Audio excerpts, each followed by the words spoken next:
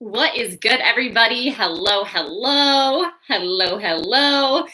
This is another episode, if you will, of Ask Juliana. And essentially what that is I open up my inbox and we start sifting through the inbox for questions that I can come back and answer and just give some practical wisdom to you to apply to your life to overcome situations, circumstances, challenges that you might have in some really practical ways. So, one of the questions that we received was around vision. How do I catch a vision, right? How do I catch a vision of where I'm going? How do I catch a vision of my future self? How do I catch a vision of, this, how this business is going to operate and what that's going to look like? How do I catch a vision? Okay. And so first and foremost, I will say, if you're a believer, you can get downloads, creative strategies, wisdom, insight, revelation, a rhema word from God. But that comes out of relationship. That comes out of spending time with God. That comes out of really understanding for you personally how to hear from God, whether that's getting an impression, whether you hear an audible, whether you're listening for the still small voice, whether he's confirming something in his word. So you absolutely can catch a word or a vision by being a good receiver, by being somebody that is cultivating a relationship with God, right?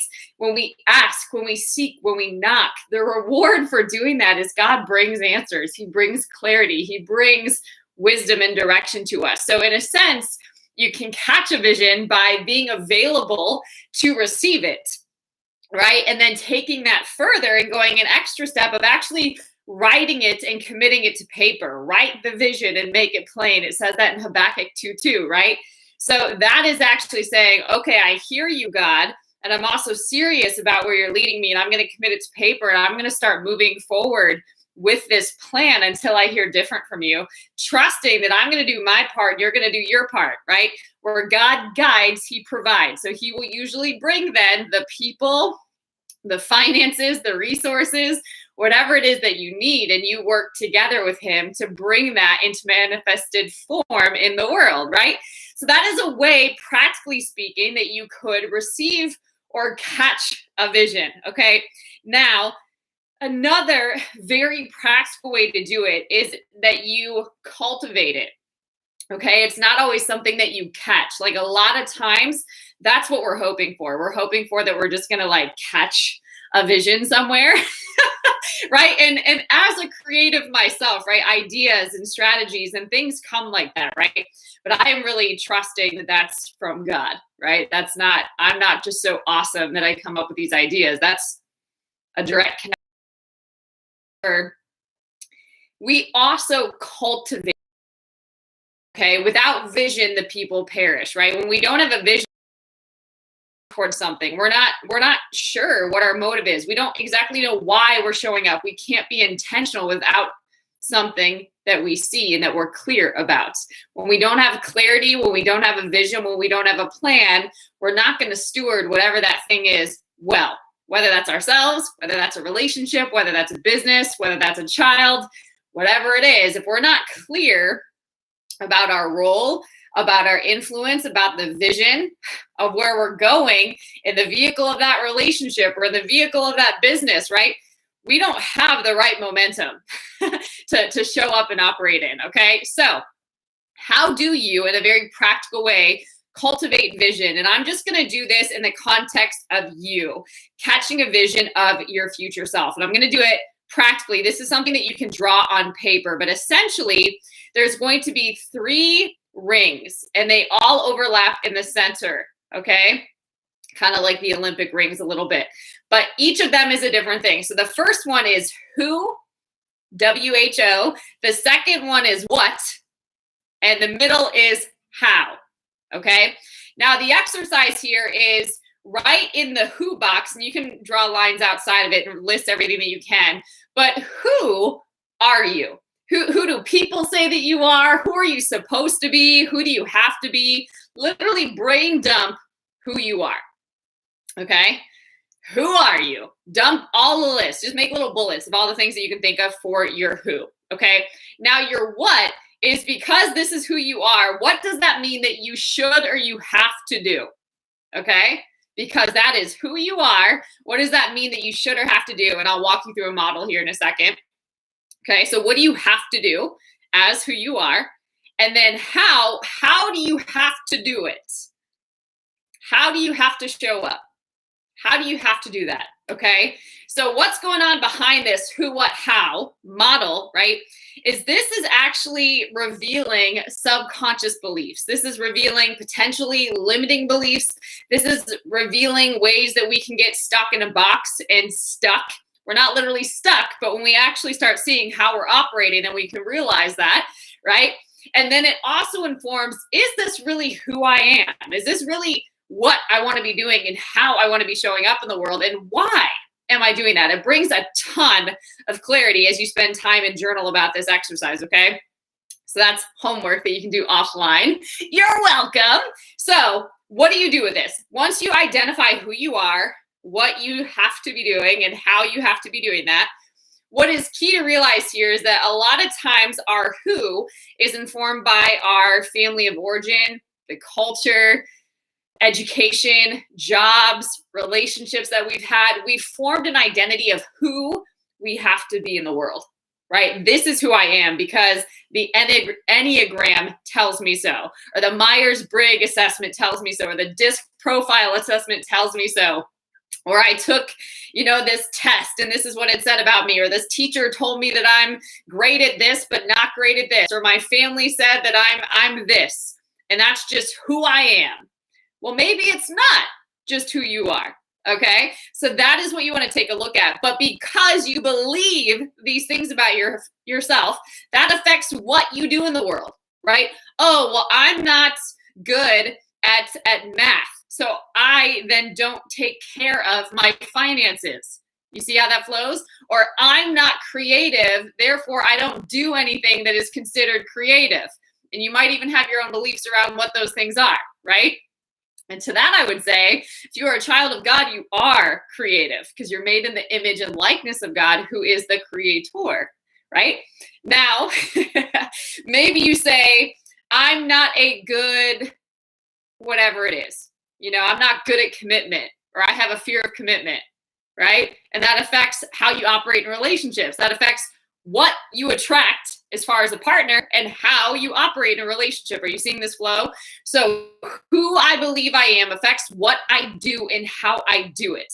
All right. And a lot of this is subconscious, meaning it's flowing beneath the surface. We're not even paying attention to it anymore. We just show up and do these things. And then until we come up against a challenge, right, of some kind, and we're forced, a lot of times it takes force for us to actually look at it and say, why am I doing that? Is that really who I am? Is that really what I want to be doing? Is that really how I want to be showing up in the world?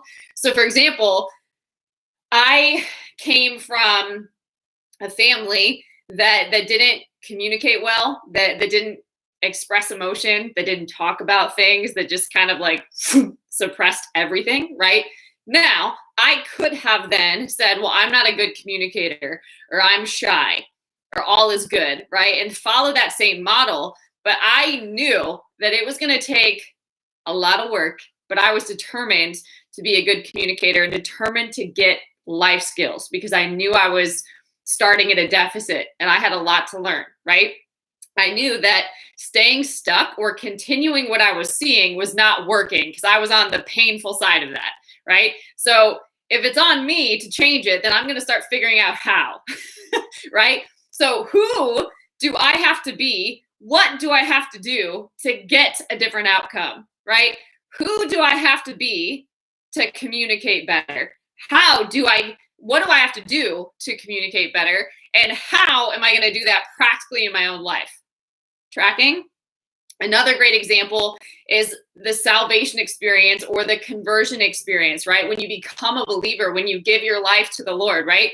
Who you are, you're no longer an orphan, right? You no longer are under the influence of an orphan spirit. You're now a child of God. You are part of a royal priesthood. You are royalty, right? And that radically affects, how many of you know that radically affects what you now do and how you now show up in the world, right?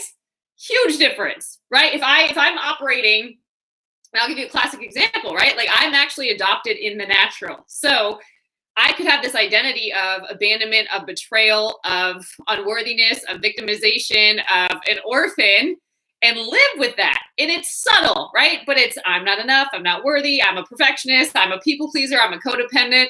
That could be my who if I'm not careful, right? And that affects what I do in my career, in how I take care of myself, and how I show up in relationships, and the how, right? What I do, what I attract, and how I show up in these different areas of my life. Tracking. So this is so important because it's incredibly practical to get it out of your head and to actually be able to challenge it on paper first before you can connect some strategy to it and walk that out in your life. This is how you can actually see a vision.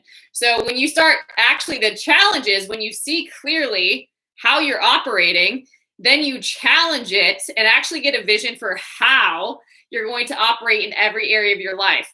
And if that's the how, you reverse engineer it. Okay. So if you are wanting to be an entrepreneur, but all you know is corporate America, right? Then what you need to start doing and who you need to be are different. Okay. So if the goal is to have a business of some kind, being clear on that business is important, but who do you need to be an entrepreneur? What do you need to do to get to that outcome? And you can literally vision it, and then you start embodying that every day, right? So it's very likely that you'll need a lot of self-control and self-discipline. It's likely that you'll have to have time management. It's likely that you'll have to learn new skills and develop in new ways, right? And add some training into your life, let's say, or personal development time into your life. Are you tracking? So once you can start seeing who, what, and how in a very practical way, you're going to realize that you're not stuck. You're also going to see that it takes intention, which can feel like work and effort, but it's a whole new level. And that can seem intense at first, but the best visual I can give for this, it's like pulling an arrow backwards, right? As you're being still, as you're getting clear, you're pulling an arrow back, and then you just shoot it at the target and you actually hit the bullseye. So rather than wasting a ton of effort shooting all these arrows and wasting all of your arrows, right? You only need one if you get clear and you can nail the target. So it is worth it in the long run to actually slow down, to scale back a second, and then launch into it. Okay? So that's what I would, that's what I would like to share with you on today, that we don't always catch vision, and catching vision is only a part of the process. And a lot of times the process, we underestimate the time frame on that, right? And it's more important who you become, what you do, and how you do it. So when you have a glimpse, for example, of who you're becoming, then you determine, now what do I need to do and who do I need to be to get to that outcome? Okay. And this is something, if this is like, oh my goodness, I really need to work on this. This is something that I love working with my coaching clients on. So if that's something that you do want to work on and have some accountability around, you can visit julianapage.com and I will walk you through this exercise and give you some feedback and some information about what it would look like to work together on this process for you. All right, guys, I hope this message blessed you. And until next time, stay blessed.